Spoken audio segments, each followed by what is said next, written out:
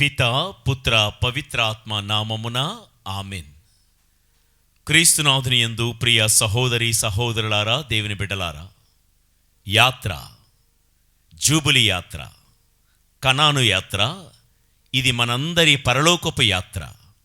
ఈ శీర్షికతో మనము ఇంతవరకు రెఫీదీము నుండి సీనాయి వరకు నడిచినటువంటి ఇజ్రాయేలీలు సినాయి వద్ద జరుగుతున్నటువంటి సంఘటనలు, సందర్భాల గురించి మనము ధ్యానించుకుంటూ వస్తూ ఉన్నాము.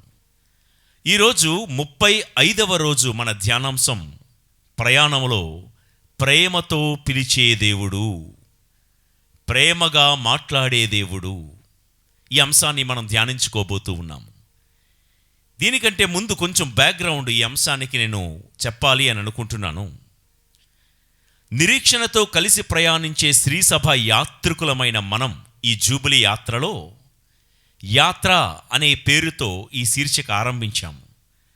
ఇదివరకు ఈ ఎపిసోడ్స్లో చాలాసార్లు మీతో నేను పంచుకున్నాను. యాత్ర అంటే విహారయాత్ర కాదు, ఇది ఒక పుణ్యయాత్ర. పుణ్యయాత్ర, నిరీక్షణతో కలిసి ప్రయాణిస్తున్న శ్రీసభ యాత్రికులము మనము. నూతన యెరూషలేమైనటువంటి పరలోక కనానుకు చేరేది ఈ యాత్ర. నాడు ఇజ్రాయేలు ప్రజలు ఎడారిలో వారు ఎదుర్కొన్నటువంటి సందర్భాలు, అనుభవాలను మనం కూడా జ్ఞాపకం చేసుకుంటూ, వాటి నుండి ఒక్కొక్క రోజు ఒక్కొక్క పాఠాన్ని నేర్చుకుంటూ, ప్రభుతో కలిసి అడుగులు వేస్తూ మన లక్ష్యము, మన గమ్యాన్ని మనం చేరుకునే ప్రయత్నం చేసుకుంటున్నాం. ఈ యాత్రలో ఎక్కడ తడబడుతున్నామో, ఎక్కడ పొరబడుతున్నామో, మన పొరపాట్లు సరిదిద్దుకుంటూ, సవరించుకుంటూ, కత్తిరించుకుంటూ, మనల్ని మనము సరిచేసుకుంటూ, దిద్దుబాటు చేసుకుంటూ ముందుకు వెళ్తున్నాము. ప్రతిరోజు మంచి మనసుతో వాక్యాన్ని ఆలకిస్తూ, మీ బంధువులకు, స్నేహితులకు షేర్ చేసుకుంటూ, మరలా ఈరోజు 35వ రోజు ధ్యానాంశానికి వచ్చిన మీ అందరికీ ప్రభు యేసు నామములో స్వాగతం, శుభాభినందనలు తెలియజేస్తూ ఉన్నాను. ప్రియులారా, ఇజ్రాయేలు ప్రజలు ఐగుప్తు దేశము రామ్సెస్ పట్టణం నుండి బయలుదేరి సుక్కోతు, ఏతాము, బాల్సెఫోను, పీహహీరోతు, మారా, ఎలీము ఇవన్నీ దాటుకుంటూ ఎలీము నుండి సీను అరణ్యానికి వచ్చి, సీను అరణ్యములో దోప్కా, ఆలూష్ అనే ప్రాంతాలు దాటుకుంటూ రెఫీదీము అనే ప్రాంతానికి చేరి, రెఫీదీము నుండి సీనాయికి వచ్చి అక్కడ విడిది చేసినట్లుగా మనం the 10th station of their exodus, ఇజ్రాయేలీయుల ఎడారి ప్రయాణంలో 10వ స్థలమైన సీనాయి వద్దే మనం ఇంకా గడుపుతూ ఉన్నాము. ఐగుప్తు దేశము నుండి బయలుదేరినప్పుడు వారు అక్కడ చెప్పబడిన మాట ఏంటంటే, ఐగుప్తు నుండి బయలుదేరింది 1వ నెల 14వ తేదీ అని వ్రాయబడి ఉంది. నిర్గమకాండం 19వ అధ్యాయము 1 నుండి 3 వచనాల ముందు చదువుతాను, తర్వాత దీని గురించి వివరిస్తాను. ఐగుప్తు దేశము నుండి బయలుదేరిన 3 నెలలకు 3వ నెల మొదటి దినమందే ఇజ్రాయేలీలు సీనాయి అరణ్యమునకు వచ్చిరి. వారు రెఫీదీము నుండి ముందునకు సాగిరి. సీనాయి ఎడారి చేరుకొనిన పిదప అచ్చటనే కొండకు ఎదురుగా విడిది చేసిరి. మోషే కొండనెక్కి దేవుని కడకు వెళ్ళెను. దేవుడు కొండ నుండి అతనిని పిలిచి, నా ఈ మాటలను యాకోబు సంతతియగు ఇజ్రాయేలునకు వెల్లడింపుము. ప్రియ దేవుని బిడ్డలారా, రెఫీదీము నుండి సీనాయి వరకు వెళ్తున్న మార్గంలో మనం గతంలో విన్నాము. నిర్గమకాండం 18వ అధ్యాయంలో మోషే, ఇత్రో అంటే మామ అల్లుళ్ళ మధ్య జరిగిన సంభాషణ గురించి గత ఎపిసోడ్స్లో మనం విన్నాం. ఇప్పుడు నిర్గమకాండం 19వ అధ్యాయంలో సీనాయి వద్ద వారు విడిది చేశారు. ఇదివరకే నేను చెప్పాను, సీనాయి అనే ఈ స్థలములోనే సుమారు 11 నెలల పాటు ఇజ్రాయేలీలు విడిది చేశారు. నిర్గమకాండం 19వ అధ్యాయం మొదలుకొని సంఖ్యాకాండం 10వ అధ్యాయం 32వ వచనం వరకు ఈ సుదీర్ఘకాలం సినాయి వద్దే విడిది చేశారు. కాబట్టి దరిదాపుగా మనం 10 ఎపిసోడ్స్ సీనాయి వద్దే మనం గడుపుతూ ఉన్నాము ఈ కార్యక్రమంలో. ఇక విందాం. నిర్గమకాండం 19వ అధ్యాయం 1వ వచనంలో మనం విన్నాం, ఐగుప్తు నుండి బయలుదేరింది 1వ నెల 14వ తేదీ, సీనాయికి చేరుకున్నది 3వ నెల 1వ తేదీ. అంటే 1 నెల 17 రోజులు వారు యాత్ర ఆరంభించి సీనాయి చేరుకునేటప్పటికీ పట్టిన కాలం ఎంతంట? 1 నెల 17 రోజులు. ఈ 1 నెల 17 రోజుల పాటు దేవుడు వారిని ప్రయాణంలో, యాత్రలో వారు ఎన్నెన్నో అనుభవాలు దాటుకుంటూ వచ్చారు. ఇక్కడ సీనాయి వద్ద వారిని ఆపి దేవుడు వారితో ముచ్చటిస్తూ ఉన్నాడు, మాట్లాడుతూ ఉన్నాడు. ఈ నెల 17 రోజులు వారిని ఎలా దేవుడు నడిపించుకుని వచ్చారు, ఎలా దేవుడు వారిని పోషించుకుంటూ వచ్చారు, ఈ నడిపింపులోనూ పోషణలోనూ దేవుడు వారిని ప్రేమించిన విధానం, దేవుడు ఎంతగా వారిని ప్రేమిస్తూ ఉన్నా ప్రజలు ఏ రీతిగా దారి తప్పిపోయారో, ఈ సందర్భాలన్నిటినీ కూడా సీనాయి వద్ద కూర్చోబెట్టి దేవుడు వారితో ముచ్చటిస్తూ ఉన్నాడు, మాట్లాడుతూ ఉన్నాడు. ఈ సీనాయి పర్వతం వద్ద ధర్మశాస్త్రాన్ని వారికి ఇచ్చిన తీరు, లేవి యాజక క్రమాన్ని ఏర్పరిచిన తీరు, ప్రత్యక్ష గుడారపు నమూనాను ఇచ్చిన తీరు వగైరా విషయాలన్నీ కూడా సీనాయి పర్వతం వద్దే మనం ధ్యానించుకుంటున్నాం. అయితే ఈరోజు మన ధ్యానాంశం విన్నారు కదా, చూస్తున్నారు కదా మీరు స్క్రీన్ మీద, ప్రేమతో పిలిచే దేవుడు. సీనాయి పర్వతం వద్ద 40 లక్షల మంది జనాలను కూర్చోబెట్టి దేవుడు ఆ ప్రజలతో ప్రేమతో ముచ్చటించాలి, మాట్లాడాలని కోరుకుంటున్నాడు. సీనాయి వద్దకు రాగానే దేవుడు మోషేను పిలిచి నా ప్రజలకు తెలుపు అని చెప్తున్న సంఘటనలు ఏంటో 3వ వచనం మరొకసారి చదువుతాను. మోషే కొండనెక్కి దేవుని కడకు వెళ్ళెను.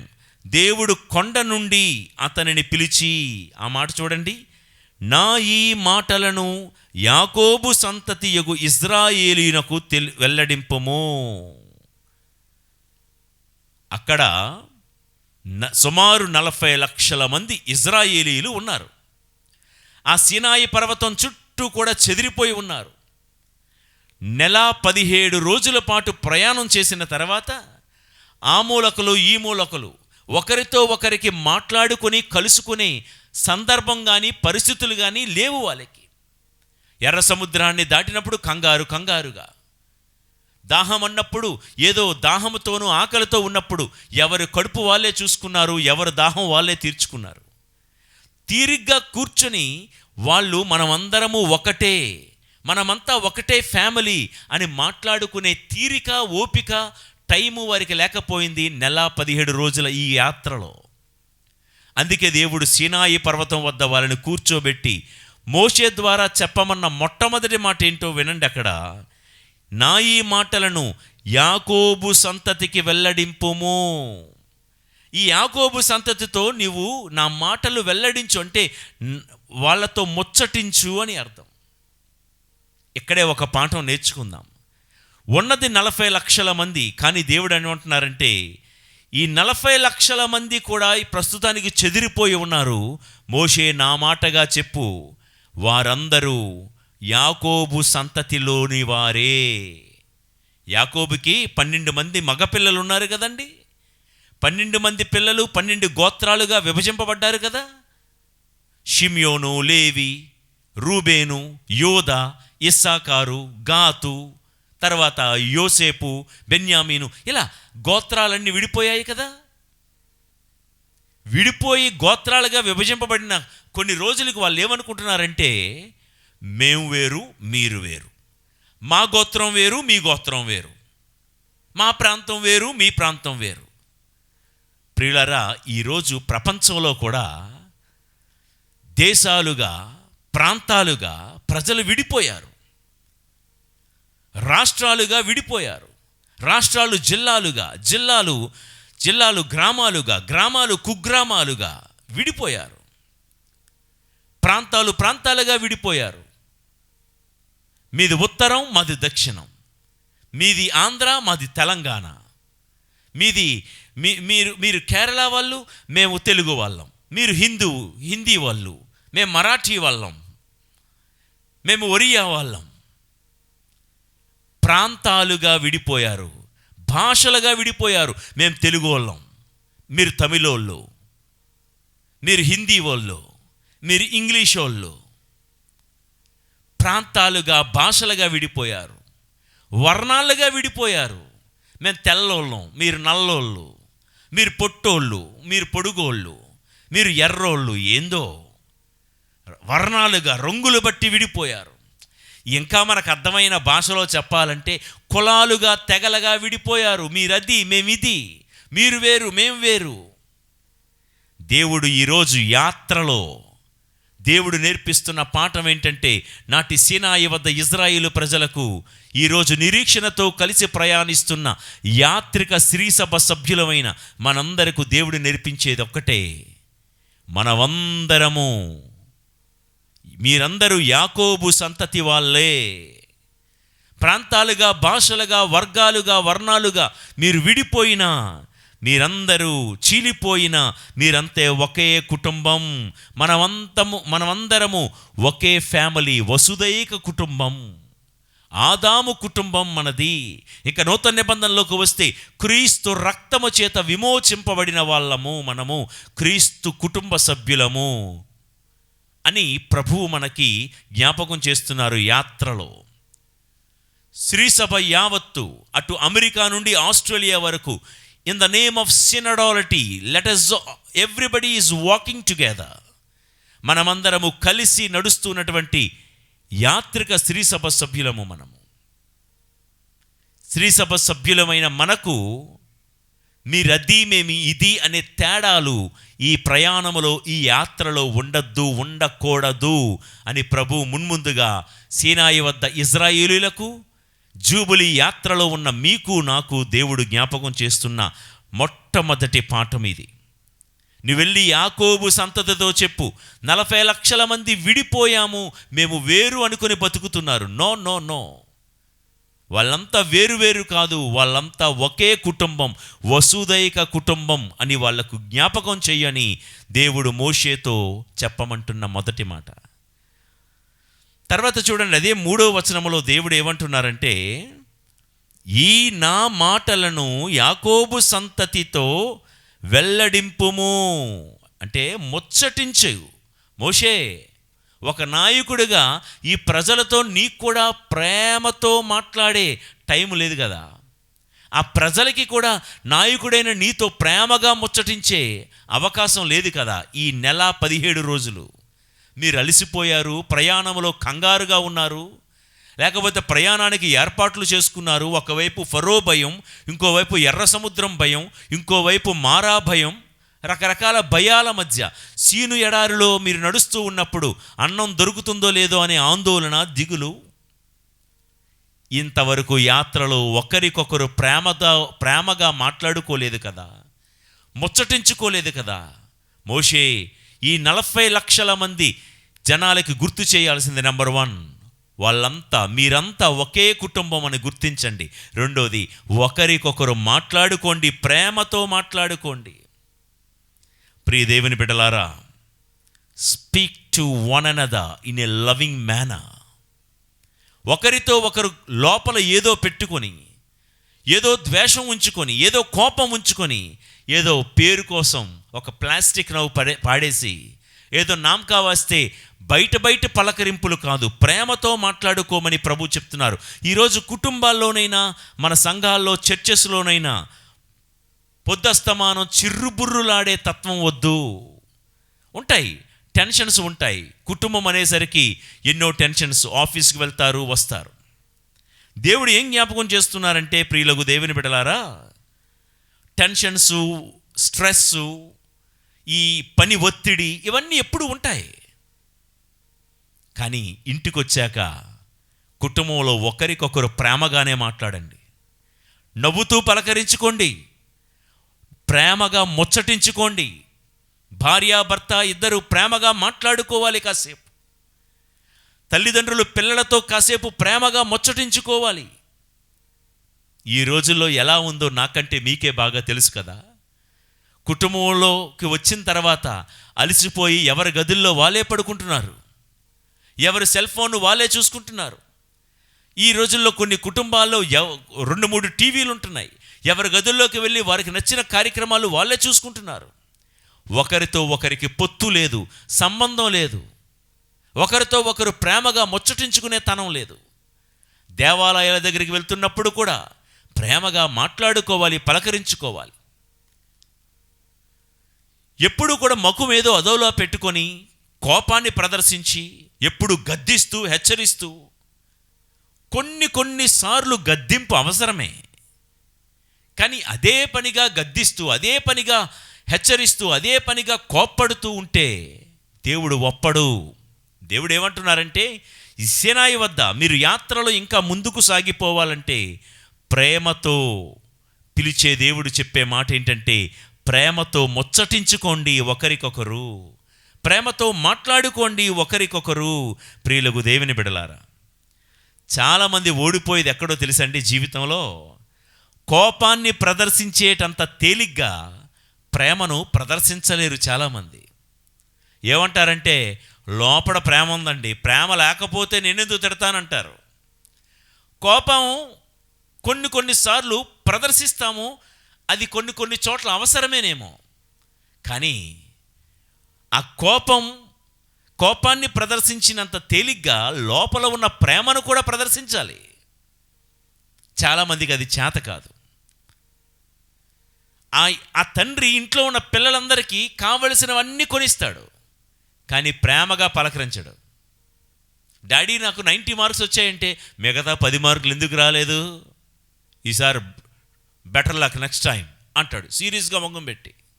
ఓకే, 90 మార్కులు వచ్చాయి, కంగ్రాచులేషన్స్, ఆల్ ద బెస్ట్ అని ఒక ముద్దు పెట్టి, ఒక చాక్లెట్ ఇచ్చి, నెక్స్ట్ టైం ఇంకా బాగా చదువమ్మా, నువ్వు ఇంకా బాగా చదవగలవు, బాగా మార్కులు వస్తాయి నీకు, ఇంకా నువ్వు కష్టపడి ఇంకా బాగా అని చిన్న మాట.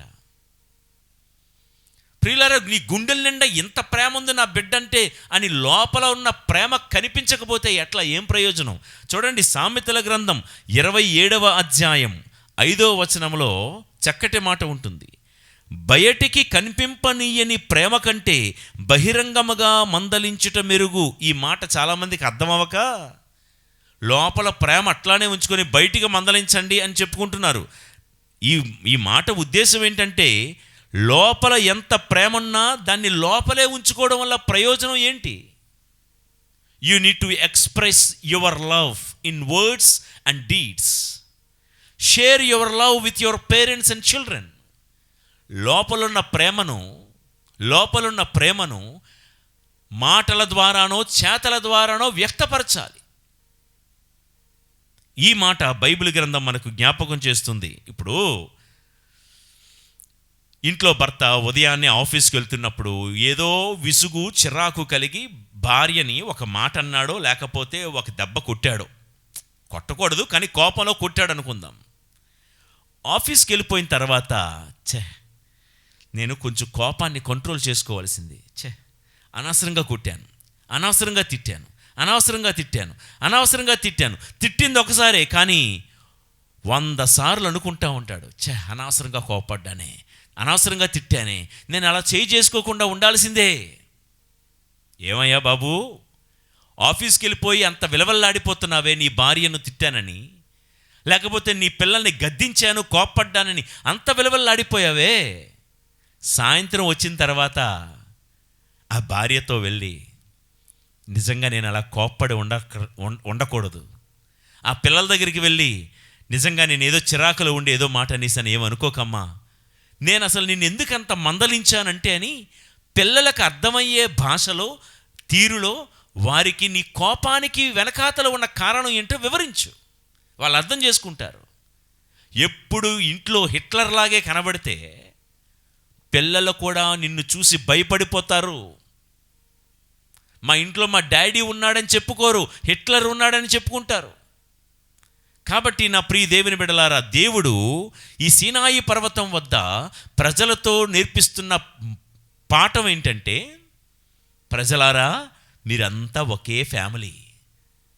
చర్చికి వస్తున్న బిడ్డలారా, ప్రాంతాలు వేరని, భాషలు వేరని, వర్ణాలు వేరని, వర్గాలు వేరని మిమ్మల్ని మీరు విభజించుకోకండి. మీరంతా యాకోబు సంతానం, మీరంతా క్రీస్తు రక్తము చేత విమోచింపబడిన వసుదైక కుటుంబం. Live like a one family, be like one family. మీరంతా ఒకే కుటుంబం. రెండవది, ఒకే కుటుంబంలో ఒకరికొకరు చిరుబురులాడుకుంటూ ఎడమొహం పెడమొహంగా ఉండకూడదు. అది ఫ్యామిలీ అని అనరు, దాన్ని కుటుంబం అని అనరు. చూడండి, బయటకు ఊరికి వెళ్ళినప్పుడు లాడ్జ్లో హోటల్స్లో రూమ్ తీసుకొని ఉంటాం 1-2 రోజులు కదా. మన రూమ్లో మనం ఉంటాం, పక్క రూమ్తో వాళ్ళతో మాట్లాడడం, వాళ్ళు మనతో మాట్లాడరు. ఎందుకు? అది లాడ్జ్ కాబట్టి. మన ఇల్లు ఇది ఫ్యామిలీ. ఒకరికొకరు మాట్లాడుకోవాలి, ఒకరితో ఒకరు సంభాషించుకొని ముచ్చటించుకోవాలి. ప్రియులకు దేవుని బిడ్డలారా, ఇది ఈ మాటకు అర్థం మనం నేర్చుకోవాలి. అయితే ఏం ముచ్చటించుకోవాలి? ఇది మాట. ఏం మాట్లాడుకోవాలి బాగానే ఉంది. ఏం మాట్లాడుకోవాలి? మెగాస్టార్ చిరంజీవి గారు 150వ సినిమా ఇవా? పనికి మళ్ళీ మాటలు ఇవా? లేకపోతే మా తాతలు మా ముత్తాతలు ఆ రోజుల్లో ఇవా మాట్లాడుకోవాల్సినవి?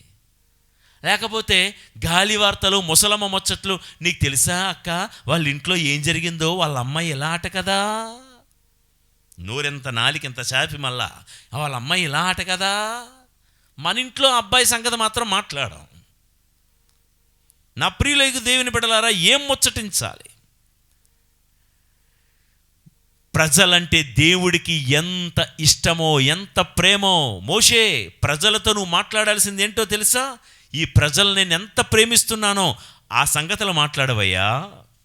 చూడు 4వ వచనం, 19వ అధ్యాయము 4వ వచనములో, నేను ఐగుప్తు దేశీయులను ఏమి చేసితునో మీరు కనులారా చూచితిరి. గరుడ పక్షి తన పిల్లలను రెక్కల మీద మోసుకొని పోవునట్లే నేను మిమ్ము మోసుకొని వచ్చి నా కడకు చేర్చుకుంటునని మీకు బాగుగా తెలియను కదా. ఇవన్నీ మనం ముచ్చటించాల్సింది ఏంటంటే దేవుడి ప్రేమ గురించి మాట్లాడుకోవాలి. కుటుంబంలో మనం అందరము కలిసి ఏం మాట్లాడుకోవాలి తెలుసా? ఒకప్పుడు మన తాతల నాడు, తండ్రుల నాడు ఎలా ఉండేవాళ్ళం మనం. దేవుడు మహాకృపను బట్టి ఈరోజు ఇలా ఈ స్థితిలో, ఈ స్థాయిలో ఉండగలుగుతున్నాము. దేవుడి ప్రేమ, కృప వస్త్రము మన మీద, మన ఇంటి మీద ఎంతగా కుమ్మరించబడిందో, ఆ దేవుడు ఎంత గొప్పవాడో ఈ మాటలు మాట్లాడుకోవాలి. భోజనం దగ్గర కూర్చునే ముందు కాసేపు మాట్లాడుకొని, అసలు ఇటువంటి అన్నం, ఇలాంటి శ్రేష్టమైన అన్నం లేకుండా ఎంతమంది ఉన్నారు?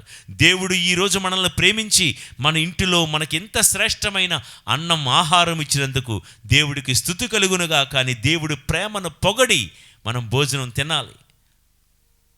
ఎట్లా? ప్రతి కార్యం, కొత్త బట్టలు వేసుకుంటున్నా, లేకపోతే ఏదైనా కొత్త వస్తువు కొనుక్కొని ఇంటికి తీసుకొచ్చినా, ప్రతి క్షణంలో దేవుని యొక్క ప్రేమను పొగుడుకుంటూ మనం ముందుకు వెళ్ళాలి తప్ప ముచ్చటించుకోమన్నాము కదా అని చెప్పి ఏవో ఊసుపోని మాటలు, ఉసూరుమన్న మాటలు, గాలి మాటలు, ముసలమ్మ ముచ్చట్లు, ఇవన్నీ కూడా మనం కట్టబెట్టాలి ప్రియులకు దేవుని బిడ్డలారా. అయితే దేవుడు ఏం మాట్లాడుతున్నాడు? ఇది మన పాయింట్. ప్రేమతో పిలుస్తున్న దేవుడు. ప్రయాణంలో దేవుడు కూడా మనల్ని ముద్దు పేర్లతో పిలుస్తూ ఉన్నాడు. ముద్దు పేర్లతో ముచ్చటించే దేవుడు. మనం కూడా మనకు నచ్చిన వాళ్ళని ముద్దు పేర్లతో పిలుస్తాం. ఏమని పిలుస్తాం? బుజ్జి, కన్నా, ఇంకా బుడ్డి, ఇంకా తెలుసు కదా చిన్న చిన్న పేర్లు. అరే చిన్న, కన్నా, బాబు, బంగారం, వజ్రం, వైడూర్యం, ముద్దు పేర్లతో మనం పిలుస్తూ ఉంటాం చాలామందిని. ప్రియులకు దేవుని బిడ్డలారా, సీనాయి పర్వతం వద్ద దేవుడు కూడా తన ప్రజలను ముద్దు పేర్లతో పిలవాలని అనుకుంటున్నాడు. ఇది ఈరోజు మ్యాటర్.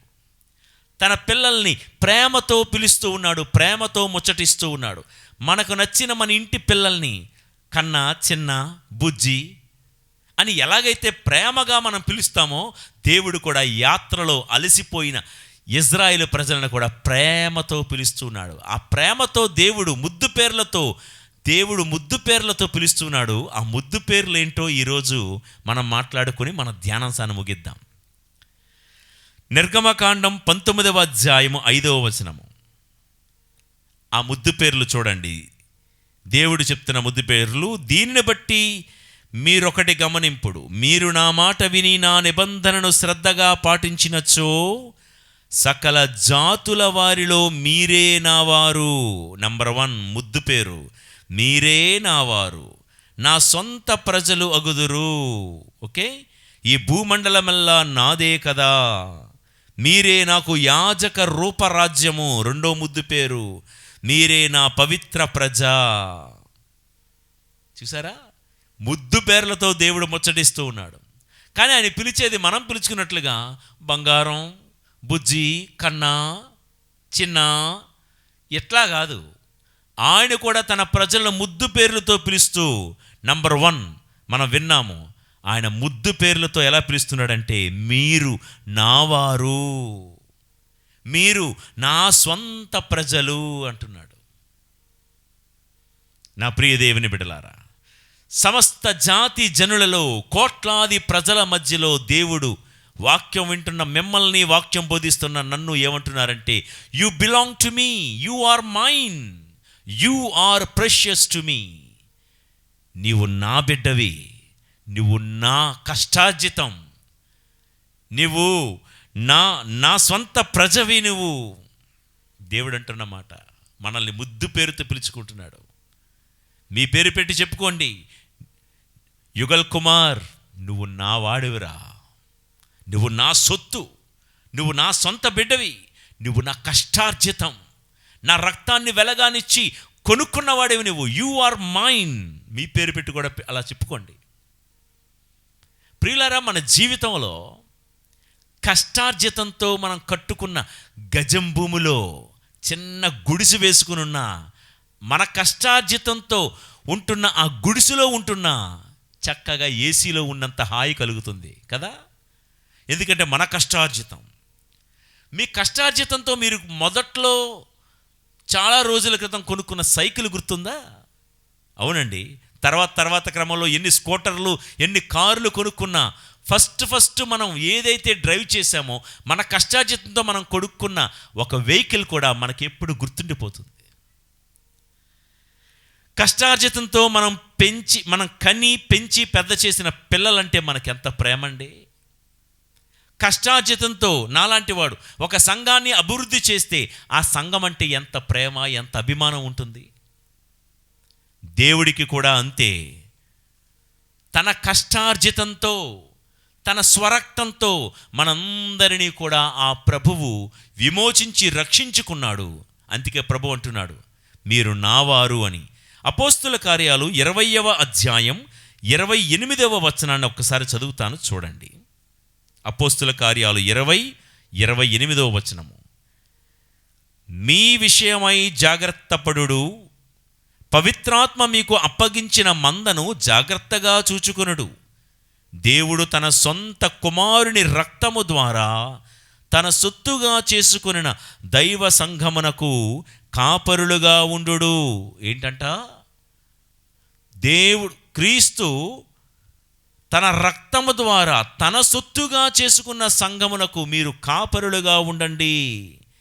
క్రీస్తు తన రక్తము ద్వారా మనందరినీ తన సొత్తుగా చేసుకున్నారు. ప్రియులకు దేవుని బిడ్డలారా, ఇజ్రాయేలు ప్రజలు పాత నిబంధన గ్రంథంలో గొర్రెపిల్ల రక్తము ద్వారా విమోచింపబడితే, నూతన నిబంధనములో క్రైస్తవ బిడ్డలైన మనమందరము కూడా క్రీస్తు సజీవ రక్తముతో విమోచింపబడిన వాళ్ళము. కాబట్టి క్రైస్తవ సంఘమంతా ఆయన సొత్తు, ఆయన సొంత ప్రజ. మనమందరము ఆయనకు అయిన వారము. వేదనాభరితమైన ఆయన శిలువ మరణము ద్వారా, దుఃఖపూరితమైన నిందావమానములైనటువంటి ఆయన శ్రమల ద్వారా ఆయన మనందరినీ వెలనిచ్చి కొనుక్కున్నాడు. తపస్సు కాలంలో గుడ్ ఫ్రైడే రోజున మనం అంటాం, ఆయనను 39 కొరడా దెబ్బలు కొట్టారు. కొరడా దెబ్బలంటే మనం చూసే కొరడాలు లాంటివి కాదండి. రోమన్ సైనికులు వాడే కొరడాకి, ఒక్కొక్క కొరడాకి 13 మేకులు ఉంటాయంట. ఒక్కొక్క మేకు 5 నుండి 6 అంగుళాల పొడుగుంటుందంట. ఒక్కసారి కొరడా ఇలా కొడితే ఒంటికి ఆ 13 మేకులు కూడా అలా గుచ్చుకుపోతాయి. తన వీపును నాగలి చార్లు దున్నినట్లుగా దున్నేరుని రాయబడింది కదా. కొరడా ఇలా కొట్టి ఇలా తీయరంటండి, ఇలా కొట్టి ఇలా కిందకి చీరుతారంట, ఇటువైపు కొట్టి మళ్ళా అలా పైకి చీరుతారంట, ఇలా కొట్టి మళ్ళీ పక్కకు చీరుతారంట. 39 కొరడా దెబ్బలు, ఒక్కొక్క కొరడాకి 13 మేకులు. 13 మేకులు చిన్నవి కాదు, ఒక్కొక్కటి 5-6 అంగుళాలు. ఒక్కసారి ఊహించుకోండి. 39 కొరడా దెబ్బలకి వెనకాతల వీపు భాగం ఒళ్ళంతా కైమా ముక్కలు కొట్టినట్లుగా మాంసం గుజ్జైపోయి ఉంటుంది.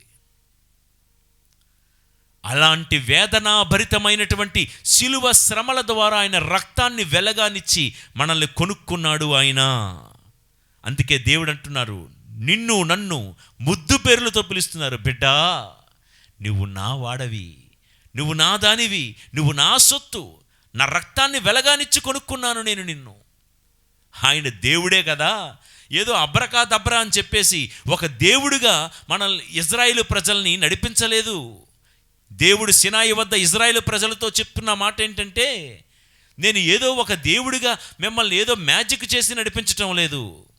మిమ్మల్ని నడిపించడానికి నేను ఎంతో ప్రేమతో మిమ్మల్ని నడిపించాను. మీరు నా వారు అనుకున్నాను కాబట్టి మిమ్మల్ని నడిపించుకుంటూ వచ్చాను. ప్రియులారా, మన ఈ జీవిత యాత్రలో, ఈ జూబిలీ యాత్రలో క్రీస్తు మనల్ని నడిపిస్తూ ఉన్నారు. మనం అనుకుంటూ ఉంటాం, ప్రభు ఎక్కడో పరలోకములో ఉండి అంతా ఏదో కంప్యూటర్ల మీద ఆపరేట్ చేస్తున్నట్లుగా మన జీవితాన్ని ఆపరేట్ చేస్తున్నారు. ఆయన దేవుడే కదా, మనల్ని నడిపిస్తున్నాడు, ఎలా తిప్పాలో అలా తిప్పుతాడు, ఆయన ఇష్టం అనుకుంటున్నాం కదా. పైనుండి అబ్రకా దబ్రా అని మ్యాజిక్లు వేసి నడిపించే దేవుడు కాదు ఆయన. ఈ యాత్రలో చిన్నప్పటి నుంచి ఎప్పటి వరకు మనల్ని నడిపించడానికి ఆయన తన శరీరాన్ని నలగగొట్టుకొని వదకు కొనిపోబడిన గొర్రె పిల్లలాగా తన్ను తాను రిక్తుని చేసుకొని సేవకుడుగా మారి మనందరినీ ఆయన శ్రమలు అనుభవించి రక్తాన్ని వెలగానిచ్చి కొనుక్కున్నాడు. ఒక ఊరిలో ఒక పేద విధవరాలికి ఒకే ఒక కొడుకున్నాడు. ఆ కొడుకుని చాలా భక్తి ప్రపత్తులతో అన్ని విలువలతో పెంచి పెద్ద చేసింది. బిడ్డా, నాకు నువ్వు తప్ప ఎవరూ లేరురా, మగదిక్కు లేదు, నువ్వు ఒక్కడవే, బాగా చదువుకోనన్నా, నువ్వు బాగా ప్రయోజకుడు అవ్వాలి, నువ్వు సుఖపడు, వీలైతే నన్ను సుఖపెట్టురా అని ఆ తల్లి ఆ ఇంట్లో ఈ ఇంట్లో పాచి పని చేసుకుంటూ బిడ్డను పెంచి పెద్ద చేస్తూ ఉంది. వీడు ఇంటర్మీడియట్కి వచ్చి చదువుకుంటూ కాలేజీలో కొంతమంది ధనవంతుల పిల్లలతో స్నేహం మొదలుపెట్టాడు. వాళ్ళు తరచూ ఎప్పుడు వీకెండ్స్లోని శనివారం ఆదివారం పూట వెళ్తూ మాదక ద్రవ్యాలకు అలవాటు పడ్డారు. డ్రగ్స్ తీసుకోవడం, గంజాయి తాగడం, దానితో పాటు జోదమాడడం. వాళ్ళతో పాటు వెళ్తున్నాడు, ఎందుకంటే వాళ్ళకి డబ్బులు ఉన్నాయి కాబట్టి వాళ్ళు పెడుతున్నారు, వీడు కూడా ఎంజాయ్ చేస్తున్నాడు. ఇలా రోజులు గడుస్తూ ఉన్నాయి. మరి మాదక ద్రవ్యాలు తీసుకోవడం, జోదమాడడం చట్ట వ్యతిరేకమైన పనులు కదా. పోలీసు వాళ్ళు వచ్చి దాడి చేసి ఆ 4 ధనవంతుల పిల్లలతో పాటు ఈ పేద విధవరాలి కొడుకును కూడా తీసుకుని వెళ్ళిపోయి అరెస్ట్ చేశారు. వెంటనే పోలీస్ స్టేషన్కి ఒక 4 కార్లు వచ్చి ఆగాయి. ఎవరు వాళ్ళు? ఈ ధనవంతుల పిల్లల యొక్క తండ్రులు. వాళ్ళు లాయర్లను పట్టుకుని వచ్చారు, జామీను ఇచ్చి పిల్లల్ని విడుదల చేసుకుని వెళ్ళిపోయారు, బెయిల్ తీసుకుని వెళ్ళిపోయారు. వాళ్ళ ఫ్రెండ్స్ అందరూ వెళ్ళిపోతున్నారు. మా అమ్మ ఎక్కడ వస్తుందో, మా అమ్మ కూడా వచ్చిందేమో నాకు బెయిల్ ఇవ్వడానికని చూస్తూ ఉన్నాడు. వాళ్ళ తల్లి రాలేదు. 4 స్నేహితులు కూడా బయటికి వెళ్ళిపోయారు. ఈ పేద విధవరాలి కొడుకు జైల్లోనే ఉండిపోయాడు. నాకు బెయిల్ ఇవ్వడానికి మా అమ్మ రాలేదేంటి, ఓహో రేపు వస్తుందేమో అని చూశాడు, రాలే. 1 వారం రాలేదు, 1 నెల రోజులకి ఇంకా రాలేదు. మా అమ్మ నాకు బెయిల్ ఇవ్వలేదేంటి అని 3 నెలల తర్వాత అటుగా తల్లి వస్తూ ఉంది. చేతిలో కాగితాలు పట్టుకొని తల్లికి నిలబడ్డానికి కూడా ఓపిక లేకుండా గజగజ వణికిపోతూ చూడ్డానికి పీనుగులాగా మారిపోయింది. ఆ జామీనికి ఒక 10,000 రూపాయలు ఏదో ఉంటే అక్కడ కట్టి బయటకు తీసుకుని వస్తూ, అమ్మా ఏంటి ఎలాగైపోయావేంటమ్మా, అయినా ఎందుకు ఎంత లేటుగా వచ్చావు? వాళ్ళందరినీ చూడు, ఎప్పుడో వాళ్ళు విడిపించుకుని వెళ్ళిపోయారు, నువ్వు కూడా ముందే రావాల్సింది కదా, నన్ను విడిపించాల్సింది కదా. ఏంటి తల్లి పరిస్థితి, ఇంటి పరిస్థితి తెలుసు కూడా అంటున్న మాటలు. తల్లి అందంట, బాబు నువ్వు బయటికి రావడం నీకు ఈజీగా కనబడుతుందేమో, కానీ నిన్ను బయటకు తేవడం నాకు చాలా కష్టమైపోయిందిరా. ఈ 3 నెలల పాటు ఎండకు ఎండానో, వానకు తడిచానో, చలికి వణికానో అంత నాకు ఆ పైనున్న దేవుడికే తెలుసు. నీకు 10,000 రూపాయలు జామీనిచ్చి విడుదల చేయడం ఆ ధనవంతుల పిల్లల్లాగా నీ కంటికి కూడా అది చాలా సింపుల్ కదా, ఆఫ్టర్ ఆల్ అని నువ్వు అనుకుంటున్నావేమో. కానీ ఈ 3 నెలలు ఈ 10,000 రూపాయలు సంపాదించి నిన్ను విడిపించడానికి ఈ తల్లి తన ప్రాణాన్ని, నా ప్రాణాన్ని పణంగా పెట్టానురా. ఇక నాలో ఒంటిలో ఓపిక లేదు. నిన్ను విడిపించాలని ఈ 3 నెలలు నేను పడిన తాపత్రయం అంతా ఇంతా కాదు. జైల్లో నువ్వు పడుకున్నావేమో, కానీ అక్కడ ఇంటిలో కంటి మీద కునుకు లేకుండా నా ఆరోగ్యాన్ని చెడగొట్టుకున్నాను. నా ఒంటిలో రక్తపు చుక్క లేకుండా ప్రతి రక్తపు చుక్క నీ విడుదల కోసమే నేను శ్రమించానురా అని బిడ్డ చేతులు పట్టుకొని, బాబు మరొక్కసారి అలాంటి చెడు స్నేహితులతో కూడదురా. మరొకసారి అలా నువ్వు వెళ్ళిపోయి మరలా నువ్వు ఇలా జైలు పాలవుతే వాళ్లకు స్తోమత ఉందేమో విడిపించుకోవడానికి వాళ్ళ పిల్లల్ని. ఈ తల్లికి స్తోమత లేదురా, ఈ తల్లికి ఓపిక లేదు, ఈ తల్లి ఒంట్లో రక్తపు చుక్క కూడా లేదురా బాబు. దయచేసి అటువంటి చెడు స్నేహాల జోలికి వెళ్ళొద్దు అని చెప్తే తల్లి మాటలు విన్న బిడ్డ గుండె చెరువైపోయిందంట. చాలా బాధపడి ఇంటికి వెళ్ళాడు. ఇలా ఎవరి మట్టుకు వాళ్ళు గడుపుతున్నారంట. 1 నెల రోజుల తర్వాత ఈ 4 ధనవంతుల బిడ్డలు ఉన్నారు కదా, స్నేహితులు, వాళ్ళు వచ్చి ఇంటి ముందుకు వచ్చి బళ్ళుతో హార్న్ కొడుతున్నారంట. వీడు బయటకు వచ్చి చూశాడు. ఏంట్రా అంటే, రారా, ఇంట్లోనే ఉండిపోతావేంటి, అయిందేదో అయిపోయింది, బెయిల్ ఇచ్చేశారు కదా, బయటకు వచ్చేసాం కదా, ఇంక అలాగే ఉండిపోతామా? లైఫ్ ఇప్పుడు ఎంజాయ్ చేయకపోతే ఇంకెప్పుడు ఎంజాయ్ చేస్తాం, రారా మళ్ళా వెళ్దాం అని పిలిస్తే ఇంట్లో నుంచి చెప్తున్నాడంట, నేను రాలేను. స్నేహితులు అంటున్నారంటే, ఏంట్రా భయపడిపోతున్నావా పిరుకోడా, రా, మాలాగా నువ్వు తిరగలేవా, ధైర్యం లేదా నీకు?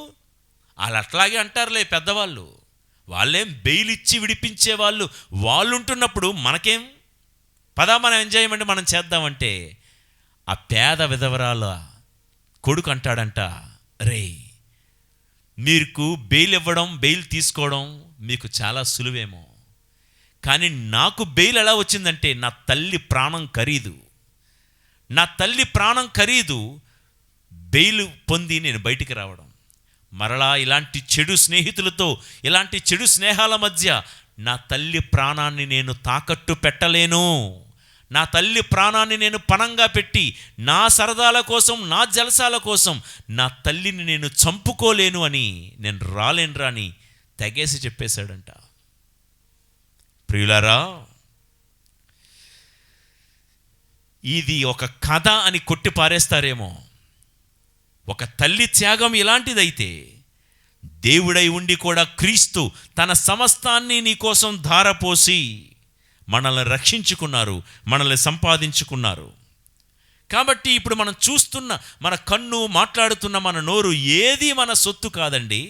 ప్రభు వాక్యం చెప్తుంది, అంతా దేవుడి సొత్తు. మనము ఆయనకైన వారం, ఆయన సొంత వారము. చూడండి, పేతురు గారు వ్రాసిన మొదటి లేఖ 1వ అధ్యాయం 18 నుండి 19 వచనాలు. ఏలైనా మీ పూర్వుల నుండి మీకు లభించిన నిరుపయోగమగు జీవితము నుండి మీకు విముక్తి లభింపచేయుటకు ఏమి అర్పింపబడినో మీకు తెలియను. అది కాలక్రమమున తమ విలువను కోల్పోవు వెండి బంగారముల వంటిది కాదు, నిష్కలంకమైన గొర్రెపిల్ల వంటి అమూల్యమగు క్రీస్తు రక్తము చేత మీరు విమోచన గావింపబడితిరి. వింటున్నారా? ఇదేదో విలువను కోల్పోయే వెండి బంగారముల వంటి వస్తువులతో మీరు కొనబడలేదు. ప్రశస్తమైన, శ్రేష్టమైన, విలువైన క్రీస్తు రక్తము చేత మీరందరూ కొనబడితిరి అనే మాటలు ప్రియులకు దేవుని బిడ్డలారా. కాబట్టి నా కన్ను నా ఇష్టం వచ్చినట్లు నేను చూస్తా, నా నోరు నాకు నచ్చినట్లు మాట్లాడతా, నా చేతులు, నా జీతం, నా డబ్బు, నాకు నచ్చినట్లు జీవిస్తానని అనడానికి లేదు. మనము అనుభవిస్తున్నదంతా దేవుడి సొత్తు. మలాకీ గ్రంథం 3వ అధ్యాయం 17వ వచనము. సైన్యములకు అధిపతి అయిన ప్రభువు ఇట్లనుచున్నాడు, వారు నా ప్రజలగుదురు, నియమింపబడిన దినమున వారు నా వారై నాకు ప్రత్యేకమైన ఆస్తిగా ఉందురు. తండ్రి తనకు ఊడిగము చేయు కుమారుని పట్ల దయచూపినట్లే నేనును వారి పట్ల దయచూపుదును. కొన్ని వాక్యాలు మనం చదువుకుంటున్నాము, ఎందుకంటే మనము ఆయన సొత్తు అని తెలియపరిచే వాక్యాలు. కొరింథీయులకు వ్రాసిన మొదటి లేఖ 7వ అధ్యాయము 23వ వచనం చూడండి. దేవుడు మిమ్ము వెలనిచ్చుకొనెను కనుక మానవులకు దాసులు కారాదు. దేవుడు మనల్ని వెలనిచ్చుకొనెను కనుక మానవులకు, ఈ లోకానికి దాసులు కావద్దు. ఎఫెసీయులకు వ్రాయబడిన లేఖ 1వ అధ్యాయము 7వ వచనము. క్రీస్తు రక్తము వలన మనము విముక్తులమైతిమి, ఆయన కృపా ఐశ్వర్యములచే మన పాపములు క్షమింపబడినవి. వింటున్నారా ప్రియులకు దేవుని బిడ్డలారా? సో ముద్దు పేర్లతో దేవుడు మనతో ముచ్చటిస్తూ ఉన్నాడు. ముద్దు పేర్లతో, ప్రేమతో పిలిచే దేవుడు మన దేవుడు. ఏమని పిలుస్తున్నాడు? మీరు నా వారు, మీరు నా స్వంత ప్రజలు. ఇవే మాటలు మనం విన్నాం కదా. పేతురు గారు రాసిన మొదటి లేఖ 2వ అధ్యాయము 9వ వచనము మనందరి కంటదా పాఠం. మీరు ఎన్నుకొనబడిన జాతి, రాజరికపు యాజక బృందము, పవిత్రమైన జనము, దేవుని సొంత ప్రజలు, దేవుని అద్భుత కార్యములు ప్రకటింప ఏర్పరపబడిన వారు. ఆయనయే మిమ్ము చీకటి నుండి అద్భుతమగు తన వెలుగులోనికి నడిపించెను. 10వ వచనము. ఒకప్పుడు మీరు ప్రజ కారు, కానీ ఇప్పుడు మీరు దేవుని ప్రజ అయితిరి. విన్నారండి? కాబట్టి దేవుడు ముద్దుపొరులతో ఏమని పిలుస్తున్నారు మనల్ని?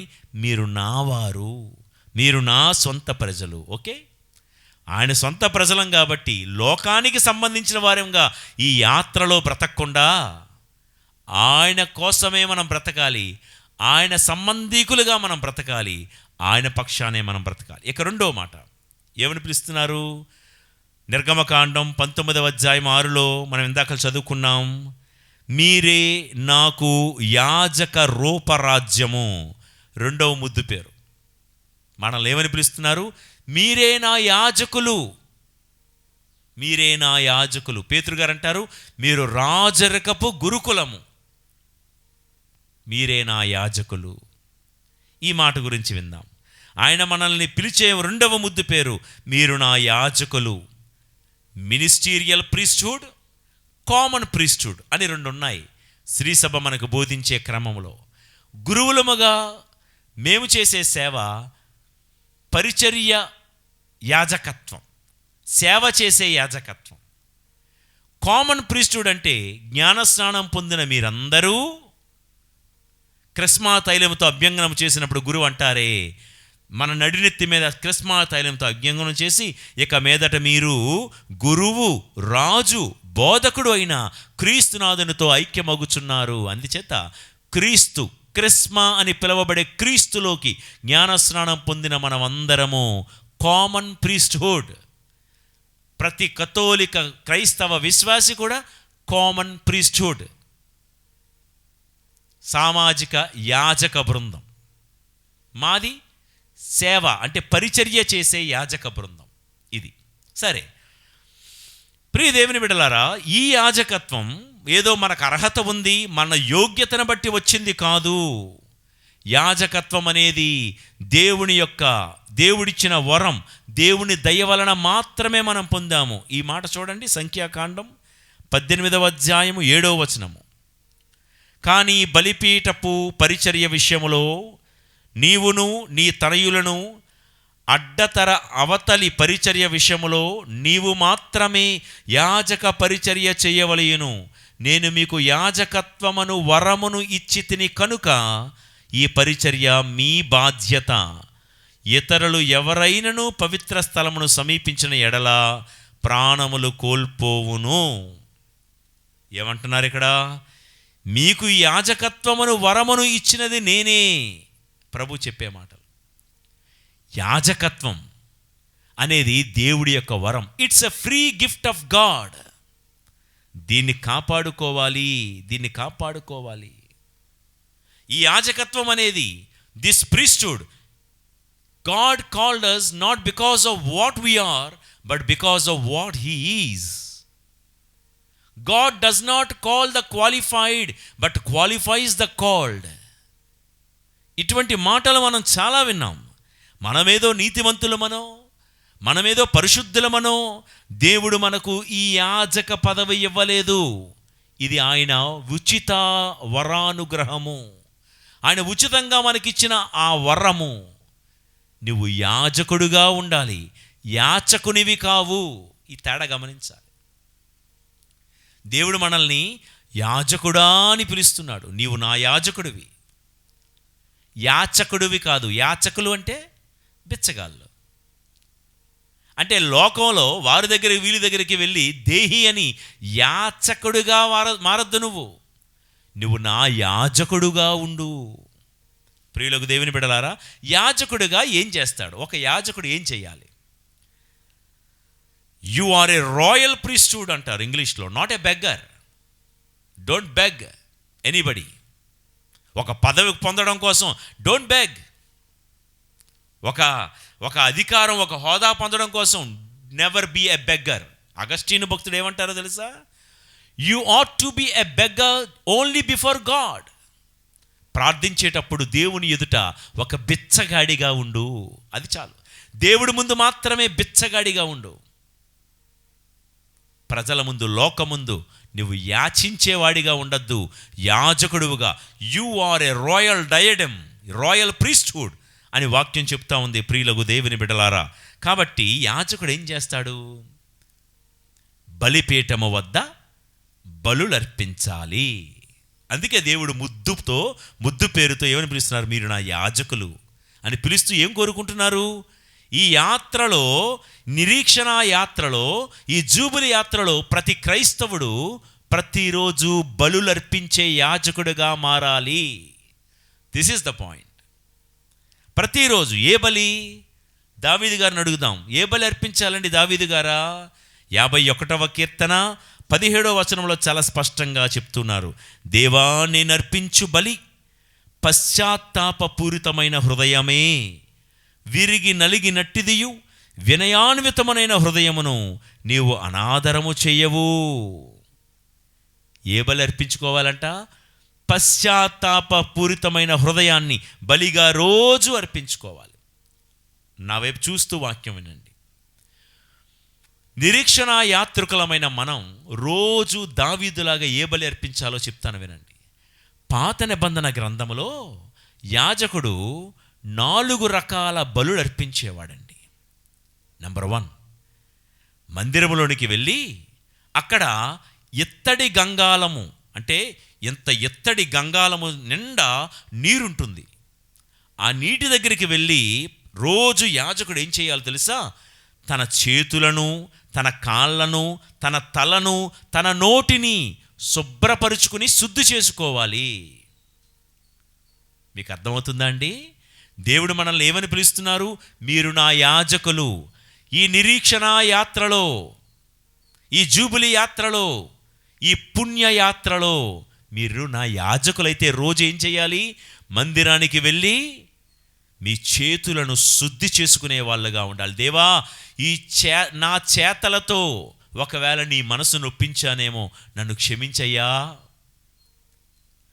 నీ తలను శుద్ధి చేసుకోవాలి. దేవా, ఈ తలలో చెడు ఆలోచనలు, చెడు తలంపులు చేశానేమో నన్ను శుద్ధి చేయవయ్యా.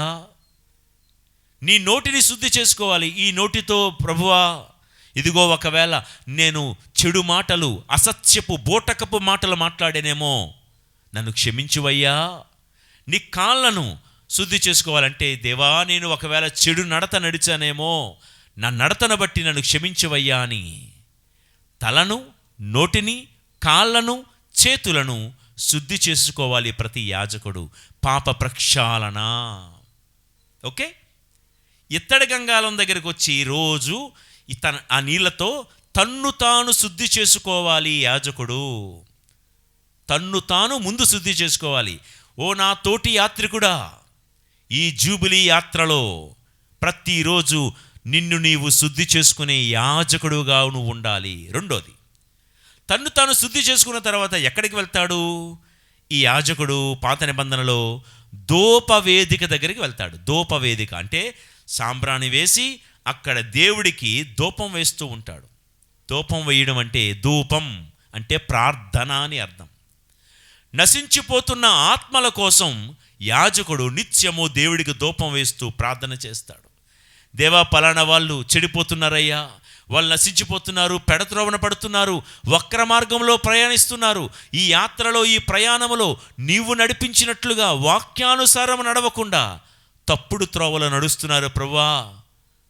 అలా నశించిపోతున్న ఆత్మల కోసం విమర్శించేవాడివిగా కాకుండా, నిందలు వేసేవాడిగా కాకుండా, నశించిపోయే ఆత్మల కోసం ప్రార్థించే యాజకుడుగా మనం మారాలి అని దేవుడు మనల్ని నీవు నా యాజకుడవు అని ముద్దు పేరుతో పిలుస్తున్నాడు. ఓకే, ధూపవేదిక దగ్గర ప్రార్థన చేసిన తర్వాత ఈ యాజకుడు ఎక్కడికి వెళ్తాడంటే, బలిపీఠపు బల్ల మీద బంగారు పళ్ళెంలో ఇటువైపు 6 రొట్టెలు, ఇటువైపు 6 రొట్టెలు పెడతారు దేవుడికి నైవేద్యం అర్పించడానికి.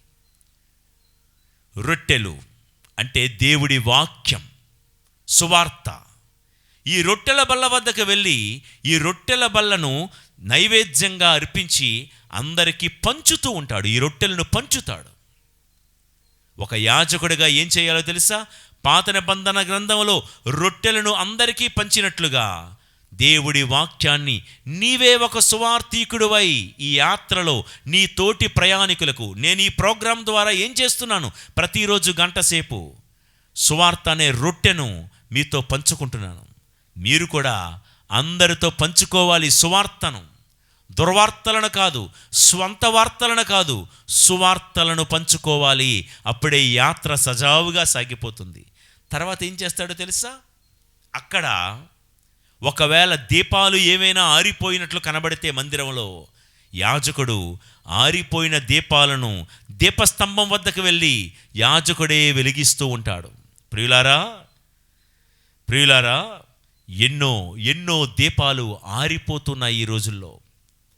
మన క్రైస్తవ సంఘాల్లో, చాలా చర్చిల్లో విశ్వాసములో ఆరిపోతున్న దీపాలు ఎన్నో ఉన్నాయి. యాజకుడిగా నువ్వేం చేయాలో తెలుసా? ఏ ఇంటిలో అయితే భక్తి అనే దీపం ఆరిపోతుందో, సంఘం పట్ల ప్రేమ అనే దీపం ఆరిపోతుందో, ఆరిపోతున్న దీపాలను వెలిగించే వాళ్ళముగా మనం మారాలి. అది యాజకుడి బాధ్యత. సంఘంలో దీపం ఏ కారణాల వల్ల ఆరిపోతుందో, కానీ దీపాలు ఆర్పేసే వాళ్ళముగా మనం కాకూడదు. దీపాలను వెలిగించే యాజకుడిగా మనం మారాలి. యాజక రూపరాజ్యం, యాజక గురుకులం అంటే ఇలా యాజకుడిగా నువ్వు బ్రతుకుతే రాజుగా దేవుడు నిన్ను ఊరేగిస్తాడు. నువ్వు రాజరికపు గురుకులం అంటే ఏంటో తెలుసా? నువ్వు గురువుగా బాగా ముందు బతికితే రాజుగా దేవుడు నిన్ను తర్వాత ఊరేగిస్తాడు. అసలు యాజకుడిగానే మనం బ్రతకపోతే రాజుగా ఊరేగాలి అని అనుకోవడం దురాశ, దుఃఖానికి చేటు కదా. ప్రియులకు దేవుని బిడ్డలారా, దేవుడు మనల్ని ఎలా చూడాలి అని అనుకుంటున్నాడంటే, ఒక యాజకునిగా చూడాలి అని ఆశపడుతున్నాడు. ఎవరి యాజకుడు? ఐ వుడ్ రిపీట్ అగైన్, ఎవరి యాజకుడు? తన్ను తాను రోజు శుద్ధి చేసుకునేవాడు, నశించిపోతున్న ఆత్మల కోసం ధూపవేదిక వద్దకు వెళ్ళి ప్రార్థన చేసేవాడు యాజకుడు. ఎవరి యాజకుడు? ఇదిగో రొట్టెల బల్ల వద్దకు వెళ్ళి రొట్టెలను పంచేవాడు, అంటే సువార్తను 10 మందికి పంచేవాడు యాజకుడు. ఫైనల్గా ఆరిపోతున్న దీపాలను వెలిగించేవాడు యాజకుడు.